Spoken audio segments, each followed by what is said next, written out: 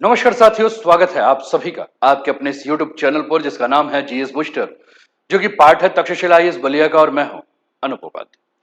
साथियों, कभी कभी देश की सबसे बड़ी कहानी संसद में नहीं, सड़क पर लिखी जाती है। 20 जुलाई, दिल्ली, देश की राजधानी। हजारों युवा संसद की तरफ बढ़ रहे थे। फिर कुछ ही मिनटों में सब बदल गया। लाठियां चली, आंसू गैस चली, छात्र भागते दिखाई दिए, पुलिसकर्मी भी घायल हुए और पूरा देश दो हिस्सों में बंट गया। एक पक्ष कह रहा है कि पुलिस ने कानून व्यवस्था को बचाया है, दूसरा पक्ष कह रहा है कि कानून बचाने वाले ही कानून तोड़ बैठे। लेकिन असली सवाल यह नहीं कि उस दिन कौन सही था कौन गलत। असली सवाल यह है कि क्या भीड़ को नियंत्रित करने के नाम पर पुलिस कानून की सीमाओं को पार कर सकती है, या पुलिस भी उसी कानून से बंधी है जिसका पालन करवाने की जिम्मेदारी उसी के कंधे पर होती है। क्योंकि 20 जुलाई के बाद से जो तस्वीरें सामने आ रही हैं, जिन्होंने इस पूरे मामले को सिर्फ एक प्रदर्शन नहीं रहने दिया है, बल्कि कानून, पुलिस की जवाबदेही और नागरिक अधिकारों की बहस में बदल दिया है। आज हम किसी राजनीतिक बयान या वायरल पोस्ट की नहीं, बल्कि सिर्फ एक सवाल की पड़ताल करेंगे। अगर कैमरे में जो दिख रहा है वही सच है, तो कानून क्या कहता है? और अगर कैमरे पूरी कहानी को नहीं दिखा रहा है, तो सच आखिर क्या है? आइए शुरू करते हैं इस पूरी कहानी को और समझते हैं, लोकतंत्र है या गुंडा राज? क्यों छात्रों पर हुआ लाठीचार्ज और क्यों छात्रों के साथ कर रही है मोदी सरकार इस प्रकार का घृणित कृत्य? साथियों, चैनल पर पहली बार है तो चैनल को सब्सक्राइब करके बेल आइकन दबा दीजिएगा कि यहां आने वाले हर वीडियो का नोटिफिकेशन आप सभी को टाइम पर मिले। और वीडियो अगर आपको लगे कि इसको शेयर करना है तो ज्यादा से ज्यादा शेयर कीजिए। वीडियो आपको लगे कि आपकी आवाजों को मैंने सही तरीके से रखा है तो लाइक भी कर दीजिए। तो आज का टॉपिक ही है लोकतंत्र या गुंडा राज, छात्रों पर लाठीचार्ज। साथियों, जब मैंने इस टॉपिक को शुरू किया तो क्यों ना मैं इसकी शुरुआत ही जंतर मंतर पे जो हो रही घटनाएं हैं वहीं से आपके सामने लाऊं। और इस घटना को अगर आप देखेंगे तो यह घटना 20 जुलाई के कार्यवाही के समय की है, जो आप अपने स्क्रीन पर देख रहे हैं। और पहले मैं वीडियोस आपके सामने दिखा दूं, फुटेज आपके सामने दिखा दूं और फिर इस चर्चा को आपके साथ लेकर आगे बढ़ूं। दिल्ली में छात्र आंदोलन पे उतर आए हैं और ये छात्र आंदोलन के बीच में आप देख रहे हैं, ये कल रात की तस्वीर है। कल रात को, यानी कि आज मैं जब आपके लिए वीडियो बना रहा हूं तो ये 23 तारीख की सुबह है और ये 22 तारीख को रात को 8:30 से 9 बजे के बीच की घटना है, जब पुलिस और छात्र दोनों लाठी लेकर आमने सामने हो गए और दोनों एक दूसरे के ऊपर जो है वो बल प्रयोग कर रहे थे। ये आंसू गैस के गोले पुलिस के द्वारा छोड़े जा रहे हैं, जिसकी तस्वीर, जिसकी वीडियो आपके स्क्रीन पर आपको देखने को मिल रही। ये भी जंतर मंतर के पास की घटना है। जंतर मंतर, कनॉट प्लेस के आसपास की सारी घटना है। इसको लेकर सलमान खान ने भी कल एक्स पर पोस्ट किया है कि पीसफुल मूवमेंट होना चाहिए। वॉयलेंट को लेकर जो है वो उन्होंने अपनी बातों को रखा है। महिलाओं पर कार्यवाही हुई और यहीं से मामला जो है वो बड़ा अलग तरह से हो गया कि महिला प्रदर्शनकारियों के ऊपर जो पुलिस ने कार्यवाही की, क्या पुलिस ने कानून को भी तोड़ा? साथियों, 20 जुलाई की कार्यवाही के बाद सबसे गंभीर आरोप महिला प्रदर्शनकारियों से जुड़े हुए हैं। सोशल मीडिया पर वायरल कई ऐसे वीडियो हैं, ऐसे दृश्य दिए दिए गए हैं जिन्होंने पूरे देश में बहस छेड़ दी। एक वीडियो में पुलिस की लाठियों के बीच एक लड़की लड़खड़ाते हुए सड़क के किनारे पेड़ की तरफ जाती दिखाई दे रही। तभी एक पुलिसकर्मी उसके पास पहुंचता है। वीडियो में पहले उसकी बाह को छूता है, फिर पीछे से लाठी मारता है और उसके बाद साथी की तरफ देखकर मुस्कुराता हुआ नजर आता है। आइए उस फुटेज को भी मैं आपके सामने रखूं। आप इस फुटेज देखिए, वहां का किस प्रकार से घटनाएं आपको दिख रही हैं। ये महिला को जो है पीछे से इसने लाठी से मारा और ये दो पुलिसकर्मी आपको दिख रहे हैं कि किस प्रकार से मुस्कुराते हुए नजर आ रहे हैं। और यहीं से ये सवाल उठने लगा है कि क्या सिर्फ भीड़ को नियंत्रित करने की कार्यवाही थी, या ये मुस्कान के पीछे कोई एक बहुत ही घृणित मंशा छिपी थी? इसी तरफ एक दूसरा वीडियो भी सामने आया जिसमें एक महिला प्रदर्शनकारी भीड़ से निकलती हुई दिखाई देती है। आरोप है कि पुलिसकर्मी ने पीछे से उसके शरीर के संवेदनशील हिस्से पर लाठी मारी, जबकि वो पहले से ही वहां से निकल गई। आलोचकों ने सवाल उठाया कि आखिर उस समय ऐसी कार्यवाही की क्या जरूरत थी। और इसी बीच दिल्ली पुलिस के deputy commissioner of police Sandeep Lamba पर भी आरोप लगे कि उन्होंने एक महिला प्रदर्शनकारी को थप्पड़ मारा। हालांकि यह आरोप और इनकी जांच जो है वह अभी हो रही है और ये जांच का विषय जो है वो बनता दिख रहा है। आप अपने स्क्रीन पर देखिए, ये महिला बाहर की तरफ निकल रही है और ये व्यक्ति संवेदनशील मतलब आप समझिए कि ये पीछे से लाठी लगा रहा है, मतलब आप देख सकते हैं। यहाँ आप देखिए, ये आपको घटना दिख रही है। इस घटना को भी आप ध्यान से देखिए और इसके ऊपर अभी हम थोड़ी देर में चर्चा को आगे बढ़ाएंगे। ये आप देख रहे हैं कि यहाँ कई सीआरपीएफ के जवान है, रैपिड एक्शन फोर्स के जवान, और इनके ऊपर इनके पास जो है वो बैज नहीं।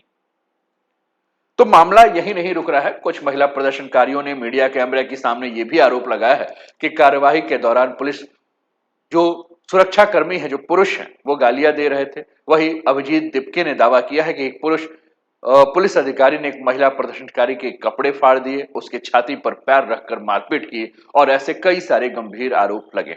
लेकिन सबसे बड़ा सवाल है कि कानून क्या कहता है।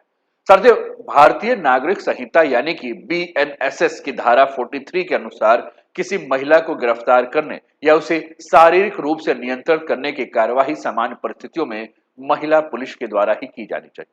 महिला प्रदर्शनकारियों से सिर्फ महिला पुलिस या महिला सुरक्षा बल को ही निपटना चाहिए। इसके अलावा अगर कोई व्यक्ति किसी महिला की मर्यादा को ठेस पहुंचाने के नियत से उसके साथ मारपीट करता है तो भारतीय न्याय संहिता यानी बीएनएस की धारा 74 जो है वो लागू हो सकती है, और इस अपराध में 1 से 5 वर्ष तक की सजा का प्रावधान है। यानी 20 जुलाई की कार्यवाही के बाद सबसे बड़ा सवाल सिर्फ लाठीचार्ज का नहीं था। सवाल ये थे कि क्या महिला प्रदर्शनकारियों के साथ हुई कार्यवाही कानून के तय प्रक्रिया के अनुसार थी या कानून की सीमा जो है वो पार कर दी गई थी। लेकिन ये तो सिर्फ एक सवाल था। दूसरा सवाल भी उतना ही गंभीर था, आखिर कार्यवाही के दौरान इतने पुलिसकर्मी बिना नेम प्लेट क्यों दिखाई दे रहे हैं। 20 जुलाई की कार्यवाही के बाद जो सवाल तेजी से उठ रहा है, जिस सवाल का मैंने तस्वीर भी आपके सामने, वीडियो भी आपके सामने साझा किया, जिसमें आप दिल्ली पुलिस और रैपिड एक्शन फोर्स के कई जवानों को देख रहे हैं जिनके पास नेम प्लेट नहीं। एक प्रदर्शनकारी उनसे पूछ भी रहा है कि अगर पूरी कार्रवाई जो है वो कानून के मुताबिक हो रही है तो पहचान छुपाने की जरूरत क्यों पड़े। और ये सवाल भी इसलिए अहम है क्योंकि किसी भी पुलिस कार्रवाई में पहचान सिर्फ एक औपचारिकता नहीं होती बल्कि जवाबदेही की पहली शर्त होती है। हालांकि सुरक्षा बलों ने इस पर अपनी सफाई भी दी है। रैपिड एक्शन फोर्स के असिस्टेंट कमांडेंट है, नाम है सोनिया सहरावत। उन्होंने मीडिया से कहा है कि दंगा नियंत्रण के दौरान सुरक्षाकर्मी प्रोटेक्टिव गियर पहनते हैं और ऐसे में कई बार नेम टैग गिर जाते हैं, टूट जाते हैं। नाम का सम्मान बनाए रखने के लिए कई बार बैच हटा दिए जाते हैं। उधर दिल्ली पुलिस के वरिष्ठ सूत्रों ने यह भी कहा कि ऐसी स्थिति में नेम प्लेट टूट जाती है, इसे जानबूझकर नहीं हटाया गया है। लेकिन सवाल फिर वही है कि कानून क्या कहता है। पुलिस मैनुअल के अनुसार अगर हम बात करें साथियों, तो फील्ड ड्यूटी पर तैनात प्रत्येक पुलिसकर्मी के लिए पूरी वर्दी पहनना अनिवार्य है। इससे नाम और रैंक वाला बैच भी शामिल होता है। और इतना ही नहीं, दंगा नियंत्रण, प्रदर्शन या लाठी चार्ज के दौरान नेम प्लेट हटाने की कोई सामान्य अनुमति पुलिस नियमों में स्पष्ट रूप से कहीं नहीं दी गई। साथियों, सुप्रीम कोर्ट ने भी 1997 में डीके बसु बनाम पश्चिम बंगाल राज्य के मामले में कहा था कि गिरफ्तारी करने वाले पुलिस अधिकारियों की स्पष्ट पहचान होनी चाहिए, उनके नाम और पद नाम दिखने चाहिए। इसी मुद्दे पर उत्तर प्रदेश के पूर्व आईजी और रिटायर्ड आईपीएस अधिकारी एसआर दारापुरी ने भी अपनी प्रतिक्रिया दी और उन्होंने कहा कि जंतर मंतर के वीडियो में कई पुलिसकर्मी बिना नेम प्लेट के दिखाई देते हैं। उनकी वर्दी पर ऐसे बैज भी नहीं थे जिनसे उनकी रैंक या फोर्स की पहचान हो सके। उनके अनुसार यह जवाबदेही के सिद्धांत के खिलाफ है, क्योंकि सभी राज्यों के पुलिस नियमों का उद्देश्य यही है कि ड्यूटी के दौरान पुलिस कर्मियों के पहचान स्पष्ट रहे ताकि आवश्यकता पड़ने पर उनकी जिम्मेदारियों को तय किया जा सके। तो 20 जुलाई के बारे में अगर हम बात कर रहे हैं तो 20 जुलाई का दूसरा सबसे बड़ा विवाद सिर्फ नेम प्लेट नहीं था बल्कि उसकी जवाबदेही का था, जिसे किसी भी लोकतांत्रिक पुलिस व्यवस्था की सबसे बुनियादी शर्त मानी जाती। लेकिन इसके बाद सामने आया एक और वीडियो जो है वो गंभीर बन गया, क्योंकि यहां मामला केवल नेम प्लेट का नहीं था। आप बहुत ध्यान से इस वीडियो को देखिए। एक व्यक्ति है, उसके हाथ में डंडा है, यानी कि, लेकिन उसके पास वर्दी नहीं। यानी कि सवाल ये उठा कि बिना वर्दी में लाठी चलाते दिखाई देने वाले आखिर ये लोग कौन थे। हालांकि बाद में ये क्लियर किया गया कि ये सारे के सारे दिल्ली पुलिस के ही जवान थे, जिन्हें बहुत तुरंत जो है वो क्विक रिस्पांस के रूप में इन्हें बुलाया गया था। और ये जो है वो सिविल ड्रेस में ही थे, और जिस प्रकार से वहां की स्थिति खराब हुई उसके बाद इन्होंने भी मोर्चा संभाल लिया था। लेकिन नेम प्लेट को लेकर जो सवाल खत्म नहीं हुआ था और उसके बाद जब ये वीडियो सामने आया तो इस पर भी बहस जो है वो और गंभीर हो गई। सोशल मीडिया पर वायरल वीडियो जो है जिसमें कि हम देख रहे हैं कि बिना पुलिस वर्दी के हाथों में लाठी लिए लोग जो दिखाई दे रहे हैं, जिसमें एक सादे कपड़े में एक व्यक्ति आप देख रहे हैं कि हाथ में लाठी लेकर बैठा हुआ नजर आ रहा है। उसका पहनावा, उसका बाल, उसके कान में बाली। सवाल ये था कि कहीं जरूरत से ज्यादा बल तो इस्तेमाल नहीं किया गया और पूरा हुलिया देखकर ये सामान्य सुरक्षा कर्मी जैसा नहीं लग रहा। लेकिन जैसे उससे पूछा जाता है कि वो सादे कपड़े में क्यों है, वो उठता है और वर्दीधारी पुलिस कर्मियों के साथ प्रदर्शनकारियों पर लाठियां बरसाने लगता है। इसी तरह एक दूसरा वीडियो भी आप देखें, एक और वीडियो आपको आपके सामने नजर आएगा जिस वीडियो में आप देख रहे हैं कि एक व्यक्ति के पैर में चप्पल पहना हुआ है, लगातार प्रदर्शनकारियों पर डंडा चलाता हुआ दिखाई दे रहा है। दिलचस्प बात यह है कि उसके सर पर वही हेलमेट था जो आमतौर पर पुलिस और सुरक्षा बल दंगा नियंत्रण के दौरान पहनते हैं। और यहीं से सवाल उठने लगा कि अगर ये पुलिसकर्मी है तो इसकी वर्दी कहां थी? अगर ये पुलिसकर्मी नहीं थे तो इन्हें प्रदर्शनकारियों पर बल प्रयोग करने की अनुमति किसने दी थी और कानून क्या कहता है?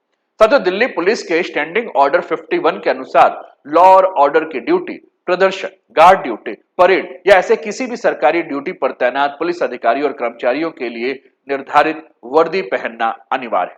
पुलिस मैनुअल भी स्पष्ट करता है कि सिविल ड्रेस यानी कि सादे कपड़े में तैनात पुलिस कर्मियों का काम मुख्य रूप से इंटेलिजेंस जुटाना या कानून व्यवस्था बनाए रखने में सहायता करना है। भीड़ को हटाने, तितर बितर करने या लाठी चार्ज जैसे प्रत्यक्ष कार्यवाही सामान्यतः वर्दीधारी पुलिस बल के द्वारा ही की जाती है। और यही नहीं, भारतीय नागरिक सुरक्षा संहिता यानी कि बीएनएसएस की धारा 148 के अनुसार अवैध जमाओं को तितर बितर करने के लिए बल प्रयोग का आदेश सक्षम कार्यपालक अधिकारी या अधिकृत पुलिस अधिकारी के द्वारा ही दिया जाता है। इस मुद्दे पर अगर हम बात करें तो पूर्व आईजी और रिटायर्ड आईपीएस अधिकारी एसआर दारापुरी का कहना है कि सादे कपड़े में पुलिसकर्मियों द्वारा लाठीचार्ज करना विभागीय मानकों और जवाबदेही की भावना के विपरीत है। यदि अगर कोई सादे कपड़े में लोग बल प्रयोग करेंगे तो कोई भी असामाजिक तत्व भीड़ में घुसकर खुद को पुलिस बताकर हिंसा कर सकता है और बाद में उसकी पहचान करना बेहद मुश्किल हो जाएगा। और यही वजह है कि यदि सादे कपड़े में मौजूद कोई व्यक्ति किसी नागरिक के साथ मारपीट करता है या उसका रास्ता रोकता है तो परिस्थितियों के आधार पर उसके खिलाफ भारतीय न्याय संहिता की संबंधित धाराओं के तहत शिकायत दर्ज कराई जा सकती है, क्योंकि सादे कपड़े में मौजूद व्यक्ति के मौके पर ड्यूटी पर तैनात पुलिस अधिकारी के रूप में पहचानना आसान नहीं होता है। साथियों, इतना ही नहीं, भारतीय न्याय संहिता के नागरिकों को राइट ऑफ प्राइवेट डिफेंस यानी कि निजी रक्षा का अधिकार भी देता है। इसका मतलब है कि यदि कोई अनजान व्यक्ति सादे कपड़े में आकर हमला करता है तो परिस्थिति के अनुसार पीड़ित व्यक्ति कानून द्वारा निर्धारित सीमाओं के भीतर आत्मरक्षा का अधिकार इस्तेमाल कर सकता है। यानी 20 जुलाई के बाद तीसरा सबसे बड़ा सवाल सिर्फ इतना नहीं था कि लाठी चली या नहीं चली, बल्कि यह था कि अगर लाठी चलाने वाला का अधिकार किसके पास था और क्या उस अधिकार का प्रयोग उसी व्यक्ति ने किया जिसे कानून इसकी अनुमति देता है। लेकिन इसके बाद सबसे बड़ा विवाद अभी बाकी था, क्योंकि अब सवाल यह नहीं था कि लाठी किसने चलाई, सवाल यह था कि क्या पुलिस ने जरूरत से ज्यादा बल प्रयोग किया। महिला प्रदर्शनकारियों को लेकर विवाद था, नेम प्लेट को लेकर सवाल था, बिना वर्दी के लाठी चलाने के आरोप थे और इन सबके बीच एक चौथा मुद्दा भी सामने आया। आरोप लगा कि प्रदर्शनकारियों के खिलाफ जरूरत से ज्यादा बल प्रयोग किया गया।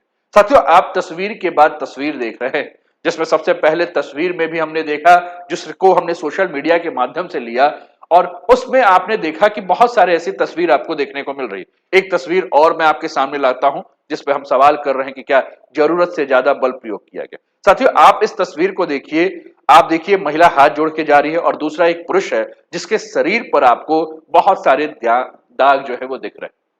अब ये जो वीडियो है, इस वीडियो में जो ये पुरुष आपको दिख रहा है वो दिल्ली के लेडी हार्डिंग मेडिकल कॉलेज में भर्ती है और इसका नाम है शेख इरशाद मंसूरी की तस्वीरें आई और दावा यह किया जा रहा है कि पुलिस ने यहां पैलेट गन का प्रयोग किया है। मैं उसी पैलेट गन के बारे में बात कर रहा हूं साथियों, जो कि कश्मीर में पत्थरबाजों को भगाने के लिए आर्मी और सीआरपीएफ या बीएसएफ, मतलब वो जो भी सुरक्षा बल है वो यूज करती। ये वही पैलेट गन है जिसका प्रयोग पुलिस जो है वो नॉर्थ ईस्ट के क्षेत्र में कर रही। तो क्या दिल्ली में ये जितने भी आंदोलन कर रहे थे ये कोई आतंकवादी थे, ये उग्रवादी थे, ये देश तोड़ने का प्रयास कर रहे थे? जवाब आपके पास। तो यहां पैलेट गन प्रयोग करने की आवश्यकता क्या पड़े और आप सभी जानते हैं कि पैलेट गन से जो निकलने वाला छर्रा है वो शरीर के किसी भी पार्ट में अगर चला जाए तो वो वहां से निकालना बहुत मुश्किल होता है। साथियों, लेफ्ट के छात्र संगठन आइसा के कार्यकर्ता दानिश ने यह आरोप लगाया कि रैपिड एक्शन फोर्स यानी कि आरएफ के जवान उनके ऊपर पैलेट गन चला रहे थे। दिल्ली पुलिस और पीआईबी ने इस दावे को गलत बताया और भ्रामक बताया। उनका कहना है कि प्रदर्शनकारियों के खिलाफ ना तो पैलेट गन का इस्तेमाल किया गया है और ना ही इलेक्ट्रिक स्टन गन यानी कि शॉक बैटन का प्रयोग किया गया है। लेकिन यहाँ एक और वीडियो मैं आपके सामने दिखा रहा हूं, जिस वीडियो में अगर आप देखेंगे तो आप देखेंगे महिला पुलिसकर्मी और इसके हाथ में आप देखेंगे तो एक यंत्र है, जिस यंत्र को इलेक्ट्रिक स्टन गन या शॉक बटन कहा जाता है। यानी कि अगर इससे किसी को टच किया जाता है तो उसको झटके लगते हैं, करंट जैसा महसूस होता है। और ये आप देख रहे हैं कि शॉक बैटन जैसे वस्तु इस्तेमाल करते हुए एक महिला जो है वो दिख रही है, जो कि रैपिड एक्शन फोर्स की कर्मी है और एक प्रदर्शनकारी के ऊपर कर रहे हैं। यानी कि सोशल मीडिया पर यह दावा बहुत तेजी से फैल रहा है कि दिल्ली में पहली बार किसी सिविल प्रोटेस्ट के दौरान पैलेट गन और शॉक बैटन जैसे यंत्रों का जो है वो इस्तेमाल किया गया या हथियारों का इस्तेमाल किया गया। हालांकि दिल्ली पुलिस ने साफ कहा है कि दावे पूरी तरह से झूठे हैं, भ्रामक हैं। पुलिस ने लोगों से अपील की कि ऐसे अफवाहों को आगे ना बढ़ाएं। लेकिन अब सबसे बड़ा सवाल है कि अगर ऐसी स्थिति बनती है तो कानून और एसओपी क्या कहते हैं। एसओपी यानी कि स्टेप बाय स्टेप के मुताबिक अगर हम बात करें साथियों, तो पुलिस द्वारा भीड़ नियंत्रित करने के लिए स्टेप बाय स्टेप के मुताबिक सबसे पहले चेतावनी दी जाती है। अगर उससे भीड़ नहीं हटती तो पानी की बौछार का इस्तेमाल किया जाता है। उसके बाद आंसू गैस के गोले छोड़े जाते हैं। फिर जरूरत पड़ने पर हल्का लाठीचार्ज किया जाता है और सबसे आखिर में नॉन लेथल यानी कम घातक हथियारों का इस्तेमाल किया जाता है। इन नॉन लेथल हथियारों में पैलेट गन और शॉक बैटन भी शामिल है और ऐसे हथियार माने जाते हैं जिनका उद्देश्य किसी व्यक्ति को स्थायी नुकसान पहुंचाना नहीं बल्कि अस्थायी रूप से उसे निष्क्रिय करना होता है। और ये उपकरण केंद्रीय रिजर्व पुलिस बल यानी सीआरपीएफ की दंगा रोधी इकाई आरएएफ के साजो सामान का हिस्सा होते हैं। केंद्रीय गृह मंत्रालय के दिशा निर्देशों के मुताबिक अगर स्थिति लगातार बिगड़ती है तो पहले पीएवीए ग्रेनेड यानी जिसे कि मिर्च के गोले कहा जाता है उसे भेजा जाए। फिर उसके बाद स्टन एलएसी ग्रेनेड यानी तेज रोशनी और धमाके वाले गोले भेजे जाएं और उसके बाद आंसू गैस का इस्तेमाल किया जाना चाहिए। अगर इसके बाद भी भीड़ को नियंत्रित करना संभव ना हो तो पैलेट गन और नॉन लेथल हथियारों का इस्तेमाल के ऊपर जो है वो विचार किया जा सकता है। इसी तरह अगर शॉक बैटन के इस्तेमाल के बारे में अगर हम बात करें तो इसको लेकर एसओपी स्पष्ट है। इसका प्रयोग केवल शांति बहाल करने और भीड़ को तितर बितर करने के उद्देश्य से किया जाना और यह भी सुनिश्चित किया जाना चाहिए कि इससे घायलों की संख्या न्यूनतम है। यानी चौथा विवाद सिर्फ इस बात पर नहीं है कि बल का प्रयोग हुआ, बल्कि यह था कि क्या यह बल तय प्रक्रिया और एसओपी के अनुसार हुआ या उससे आगे चलकर हुआ। और इसी मुद्दे पर अगर हम बात करें तो एक कहा यह जा रहा है दिल्ली पुलिस के द्वारा कि यह एक तरफा कहानी पेश की जा रही। इसका उद्देश्य पुलिस के खिलाफ नैरेटिव बनाना है और पुलिस का यह कहना है कि पूरी कार्यवाही सीसीटीवी कैमरे और आधिकारिक वीडियोग्राफी में रिकॉर्ड हुई है, इसलिए अगर किसी ने नियमों का उल्लंघन किया होगा तो वह जांच में सामने आ जाएगा। लेकिन मामला अब सिर्फ सड़क तक सीमित नहीं था, यह अदालत की चौखट तक भी पहुंच चुका था और पुलिस की कार्यवाही को लेकर उठे सवाल सोशल मीडिया से उठते हुए सुप्रीम कोर्ट और हाई कोर्ट तक भी पहुंचे। इस पर भी हम चर्चा को आगे बढ़ाते हैं, लेकिन कुछ तस्वीरें और भी आपके सामने ला दे। कोर्ट पर जब ये मामला पहुंचा था, कोर्ट ने क्या कहा। साथियों, कई वकीलों और सामाजिक संगठनों ने न्यायिक हस्तक्षेप की मांग की। इसके बाद पूरा विवाद अदालत की चौखट पर पहुंचा, जहां सुप्रीम कोर्ट और दिल्ली हाई कोर्ट दोनों में इस मामले को लेकर अलग अलग घटनाक्रम सामने आए। 20 जुलाई की कार्यवाही के बाद यह विवाद सिर्फ प्रदर्शन स्थल तक सीमित नहीं रहा। सोशल मीडिया पर वायरल वीडियो, पुलिस पर लगे आरोप और कानूनी सवालों के बीच न्यायपालिका की भी एंट्री हो गई। कई वकीलों और सामाजिक संगठनों ने अदालत से हस्तक्षेप की मांग की। उनका तर्क यह था कि जब पुलिस कार्रवाई को लेकर इतने गंभीर आरोप सामने आए तो इसकी न्यायिक समीक्षा क्यों नहीं हो रही। और यहीं से पूरा मामला सुप्रीम कोर्ट और दिल्ली हाई कोर्ट की चौखट पर पहुंचा। अब सवाल सिर्फ ये नहीं कि 20 जुलाई को क्या हुआ, बल्कि यह भी था कि क्या अदालत इस मामले में हस्तक्षेप करेगी और अगर करेगी तो किस तरह करेगी। इन सारे बातों को भी हमें समझना है। साथियों, सबसे पहले हम सुप्रीम कोर्ट की बात करते हैं। एक वकील ने मैशनिंग के दौरान प्रदर्शनकारियों के साथ कथित बर्बरता का मुद्दा उठाया। उनका कहना था कि पुलिस कार्रवाई के वीडियो सार्वजनिक हैं और अदालत को इस पर हस्तक्षेप करना चाहिए, लेकिन सुप्रीम कोर्ट ने तत्काल सुनवाई से इंकार किया। सुनवाई के दौरान मुख्य न्यायाधीश जस्टिस सूर्यकांत ने कहा कि हमने वीडियो में कोई दिलचस्पी नहीं है, हमारे पास देखने का समय नहीं है। उधर दिल्ली हाईकोर्ट में दायर याचिका पर सुनवाई करते हुए अदालत केंद्र सरकार को नोटिस जारी करके जवाब मांग रही। साथ भी सीसीटीवी फुटेज, वीडियो रिकॉर्डिंग और अन्य इलेक्ट्रिक साक्ष्यों को सुरक्षित रखने का निर्देश भी दे रही। सुनवाई के दौरान केंद्र सरकार की ओर से पेश additional solicitor general S Raju ने कहा कि इन याचिकाओं का उद्देश्य केवल पब्लिसिटी हासिल करना है। इस पर हाईकोर्ट ने तुरंत सवाल किया कि आप ये कैसे कह सकते हैं कि पब्लिसिटी के लिए दायर की गई याचिका है, और यहीं से साफ हो गया कि अब इस पूरे विवाद की अगली दिशा अदालत में पेश होने वाले साक्ष्यों और आगे की न्याय प्रक्रिया पे जो है वो तय होगी। साथियों, इस पूरी घटना ने हमें बहुत महत्वपूर्ण बातें जो है वो समझाई है, या हम ये कहें कि इस पूरी घटना से हमें कुछ महत्वपूर्ण बातें जो है समझ में आती। पहली अगर हम बात करें तो लोकतंत्र में शांतिपूर्ण प्रदर्शन करना नागरिकों का संवैधानिक अधिकार है, लेकिन कानून व्यवस्था बनाए रखना पुलिस की भी जिम्मेदारी। इसलिए दोनों पक्षों को कानून के दायरे में रहकर ही काम करना चाहिए। दूसरी, 20 जुलाई की कार्रवाई के बाद कई गंभीर सवाल उठे। महिला प्रदर्शनकारियों के साथ पुलिस की कार्रवाई, बिना नेम प्लेट की ड्यूटी, सादे कपड़े में लाठी चलाने के आरोप, बल प्रयोग की वैधता, और इन सभी मुद्दों पर अलग अलग दावे और अलग अलग प्रति दावे जो है वो सामने आ रहे हैं। तीसरी बात अगर हम बात करें तो मामला अब अदालत तक पहुंचा है। सुप्रीम कोर्ट और दिल्ली हाई कोर्ट में हुए कार्रवाई के बाद आगे की दिशा सीसीटीवी के फुटेज, अन्य इलेक्ट्रॉनिक साक्ष्य और न्यायिक प्रक्रिया से तय होंगी। तो सवाल अभी भी बाकी है कि आगे क्या होगा। साथियों, जब तक जांच पूरी नहीं होती, अदालत अंतिम निष्कर्ष नहीं देती, तब तक किसी भी viral media, social media post या एक तरफा दावे के आधार पर अंतिम फैसला निकालना उचित नहीं होगा। आखिरकार यह मामला सिर्फ एक प्रदर्शन का नहीं, बल्कि कानून के शासन, पुलिस की जवाबदेही, नागरिक अधिकारों और लोकतांत्रिक व्यवस्था, इन चारों के संतुलन परीक्षा की। अब देखना यह होगा कि जांच और अदालत की प्रक्रिया इन सवालों में क्या जवाब देती है, और दिल्ली पुलिस के ऊपर जो 4 बड़े आरोप लगे हैं, इन आरोपों का सच क्या है। लेकिन साथियों, ये तो हमने पिक्चर का एक चेहरा देखा। दूसरे तरफ की अगर हम बात करें तो आपने कई सारे ऐसे वीडियोस देखे होंगे जिसमें से धर्म विरोधी बातें आपको दिखी मंच पर, जिसमें आपने ये भी देखा होगा कि वहां लोग जो हैं, ऐसे लोग थे जिनके ऊपर देश तोड़ने का आरोप लगा हुआ है। मंच पर ऐसे लोग भी थे जो कश्मीर को तोड़ने की बात, नॉर्थ ईस्ट को तोड़ने की बात कर रहे थे। मंच पर अर्बन नक्सलिज्म के कई चेहरे थे, और मंच के नीचे भी आपने देखा होगा कि किस प्रकार से सुरक्षा कर्मियों को मारा जा रहा था। मंच के नीचे आपने देखा होगा कि इस मानसिकता के भी लोग थे जो कह रहे थे कि भारत को बांग्लादेश और नेपाल बना देंगे। मंच के नीचे कुछ लोग ऐसे भी थे जिन्होंने कहा कि भारत के प्रधानमंत्री को मार दिया जाना चाहिए। मंच के नीचे कुछ लोग ऐसे भी थे जो ये कह रहे थे कि भारत के प्रधानमंत्री को अब बांग्लादेश के प्रधानमंत्री की तरह किसी दूसरे देश में जाके शरण लेना होगा। साथियों, आंदोलन की शुरुआत नीट की परीक्षा से हुई, लेकिन क्या अभी भी मुद्दा नीट की परीक्षा तक ही है? क्या जिस प्रकार से राजनीतिक गिद्ध, चाहे वो कांग्रेस के हो, चाहे आम आदमी पार्टी के हो, चाहे सपा के हो, चाहे XYZ किसी भी पार्टी के हो, क्या वो इसको हथियाना चाहते हैं?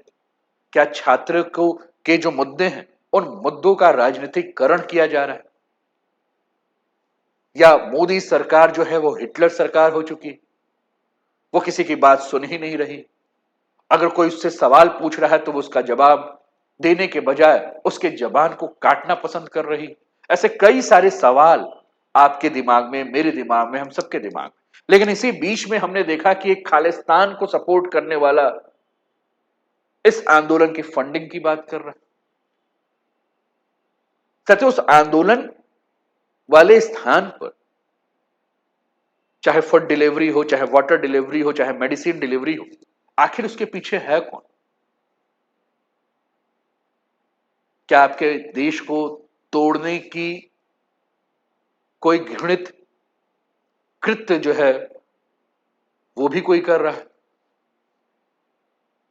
क्या किसी के अंदर ये मनसा है कि इस आंदोलन के पीछे बैठकर अपने जो भी नेगेटिव विचार हैं, जो भी नेगेटिव उसके सपने हैं भारत के खिलाफ, उसको पूरा कराएं और उसके लिए छात्रों के कंधों का प्रयोग करा जाए?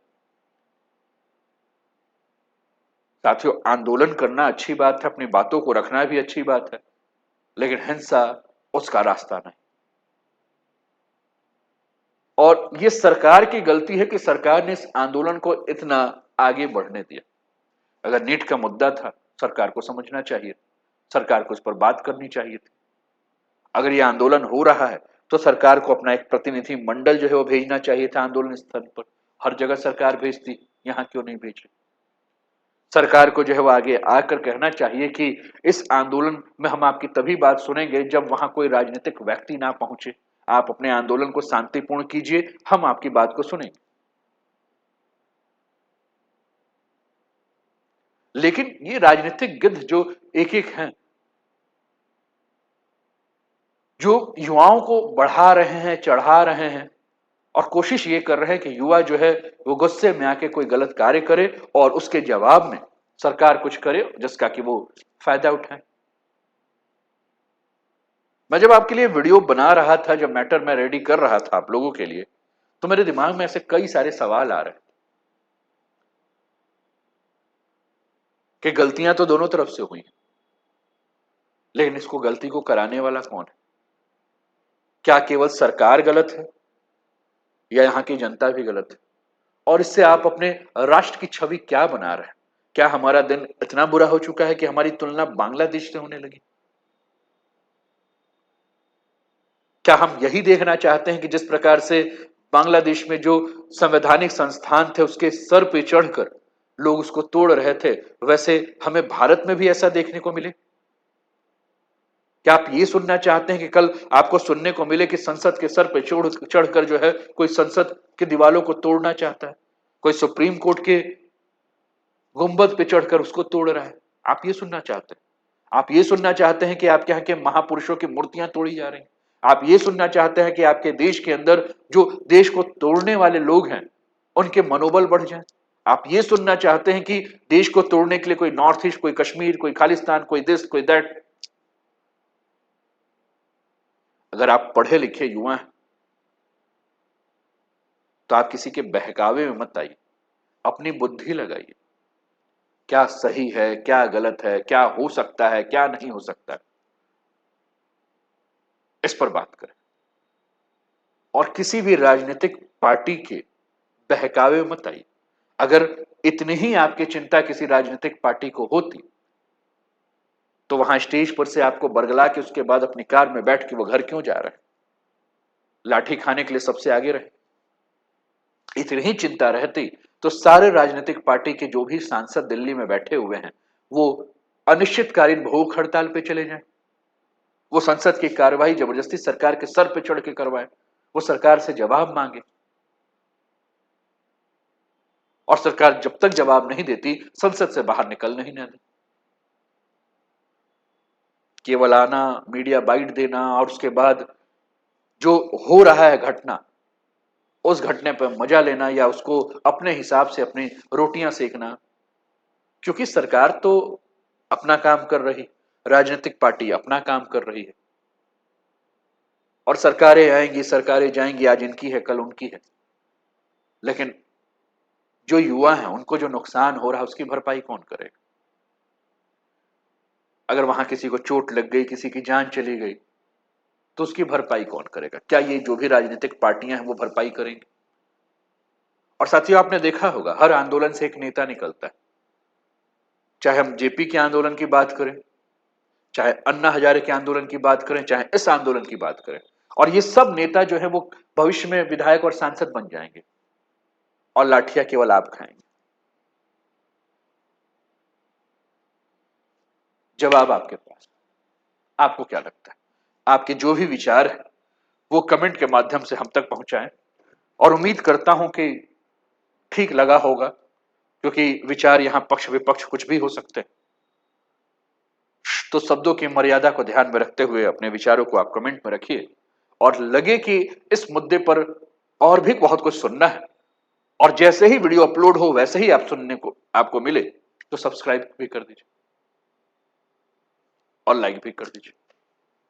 अपना ध्यान रखिए, स्वस्थ रहिए, मस्त रहिए, तंदुरुस्त रहिए, हंसते खेलते हुए जीवन का आनंद लीजिए। जय हिंद, जय भारत।